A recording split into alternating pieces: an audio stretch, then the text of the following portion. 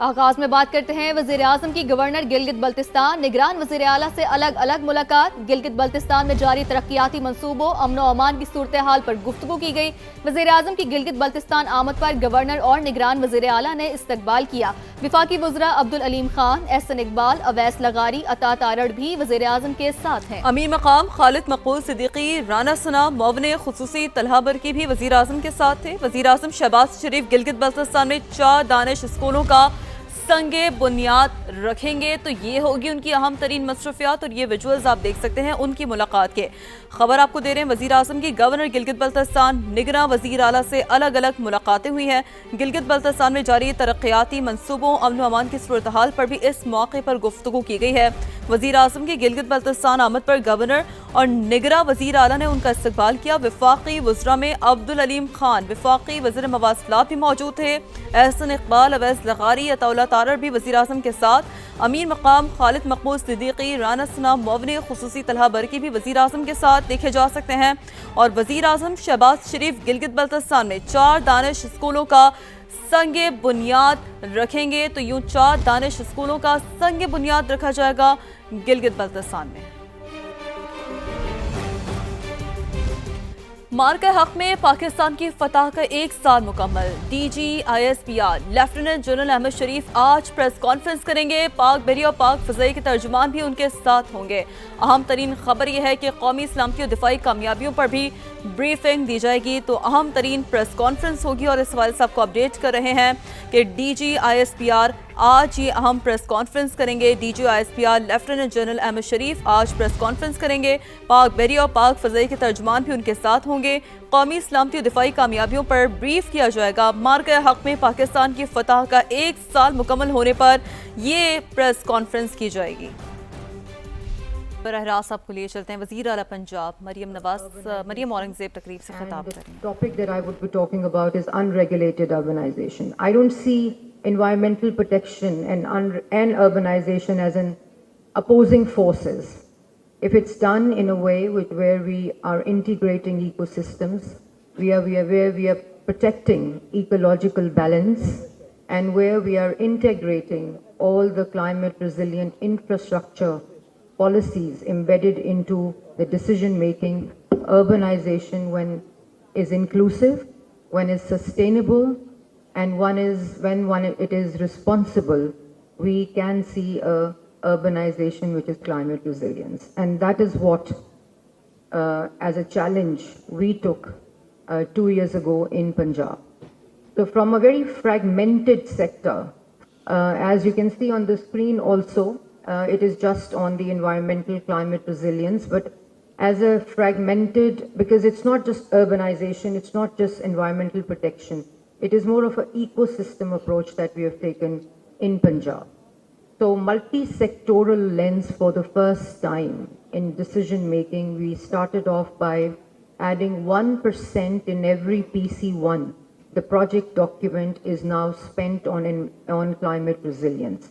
Every development project in Punjab now has 1% of its cost embedded in the project document, which has to be spent on climate resilience. So that was the starting point.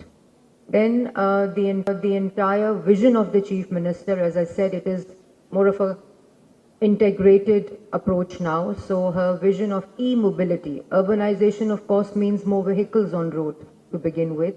So her e-mobility vision, where she's added about 1100 buses, electric buses, into the entire mass transit e-mobility vision of hers, and it is now running across the districts and across Punjab. It was not just a pilot in Lahore, but as I speak, the electric buses are running on the roads across Punjab in every district.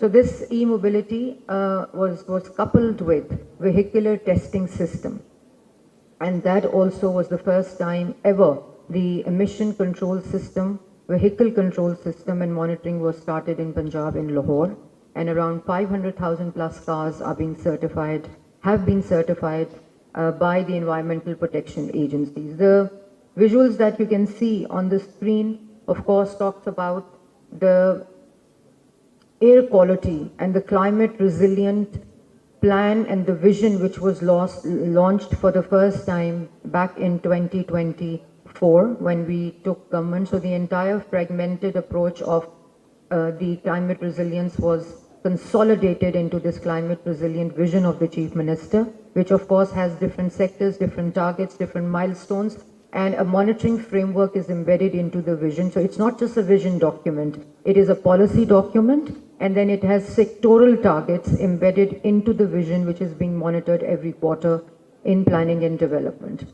Then the Environmental Protection Force was established as a field formation, which is also sectoral. It is not just one sector that we are looking at, it is industry, agriculture, the construction, the fugitive sector, the plastic zones, the industrial formation, field formations of Environmental Protection Force. So there are 5 sectors that the Environmental Protection Force looks at, and it was a complete overhauling and reform of the Environmental Protection Authority also.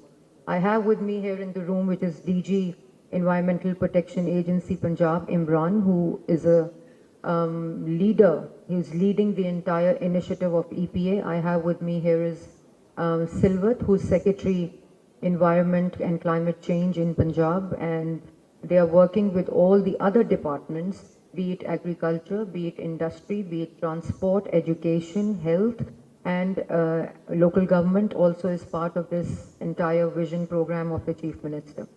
So as I said, that unregulated urbanization and environmental protection should not be seen as an opposing forces.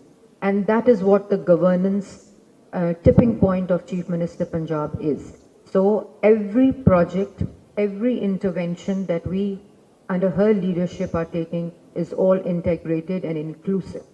To begin with, again, she has launched this spatial planning and standardization authority in Punjab, which looks after the entire master planning of the districts. And for the first time, it is done in a way that it has the environmental, climate resilient component in it, so that when the master planning is done, it has the environmental resilient infrastructure component embedded into the spatial planning and master planning of cities.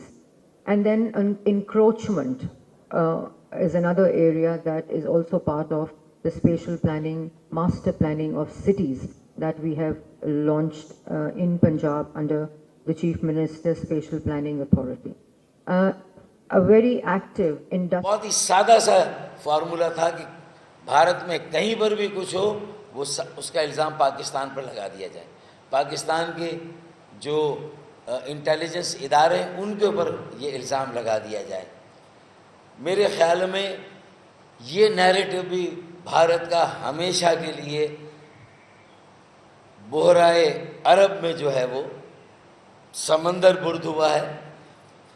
और ये जो conventional war का था कि भाई ये nuclear deterrence है, पाकिस्तान का जो न्यूक्लियर डिटरेंस है उसकी वजह से शायद पाकिस्तान में ये एतमाद है कि अब भारत मैली निगाह उठाकर हमारी तरफ से नहीं देख सकता। और भारत को भी ये ज़ूम था कि हम भी एक कन्वेंशनल वॉर से पाकिस्तान को आजमाएंगे, पाकिस्तानी कौम की यकजहती और इत्तेहाद को आजमाएंगे।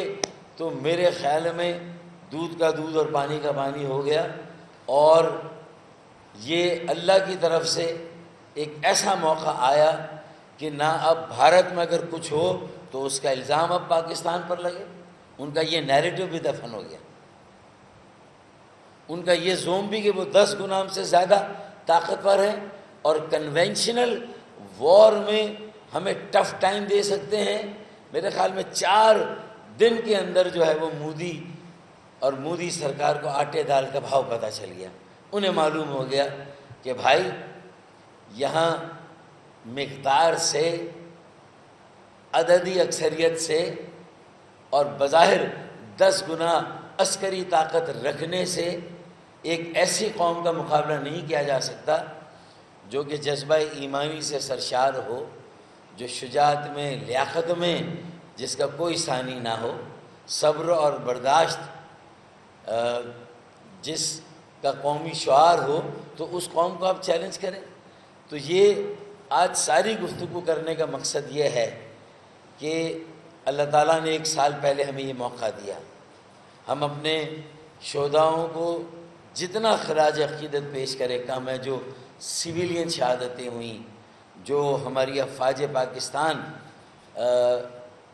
کے اہلکاروں کی شہادتیں ہوئیں، اور ظاہر ہے کہ زندہ قومیں وہی ہوتی ہیں جو اپنے شہداء کی قربانیوں کو رائگاں جانے سے محفوظ رکھتی ہیں اور اسے ایک مقصد میں تبدیل کرتی ہے کہ سر اٹھا کر کس طرح چلنا چاہیے۔ ہم بھی اقوام عالم میں سر اٹھا کر چلیں، اور الحمدللہ آج پورے دنیا میں، دنیا کے ہر ایئرپورٹ پر جس طرح پاکستانی شہری کو لیا جاتا ہے، ہر پاسپورٹ کی عزت اور وقار میں جس طرح اضافہ ہوا ہے، اللہ تعالیٰ ہمیں بھی تکبر سے بچائے، اللہ تعالیٰ ہمیں بھی اپنے اس عزت اور وقار کو قائم و دائم رکھنے کی توفیق، ہمت اور حوصلہ عطا کرے، اور ہم بھی اب اس مارکہ حق کو، جبکہ اس کا پہلا جشن منایا جا رہا ہے، 1 سال مکمل ہوا ہے، ہم بھی اسے مارکہ معیشت میں اب تبدیل کریں، مارکہ حق کو مارکہ معیشت کی طرف لے جائیں، اور اللہ تعالیٰ نے ایک اور انعام ہماری جھولی میں ڈال دیا کہ اب مارکہ حق کا یہ سفر جو مارکہ معیشت کی طرف جا رہا تھا، تو بیچ میں ایک اور ہماری جھولی میں اللہ تعالیٰ نے ہمیں ایک نعمت سے سرفراز کیا، اور وہ ہے مارکہ عالمی امن۔ اس میں بھی اللہ تعالیٰ نے ہمیں کامیابی دی۔ مارکہ ایک جانب مریم اورنگزیب تقریب سے خطاب کریے، دوسری جانب فاروق ستار پریس کانفرنس کر رہے ہیں۔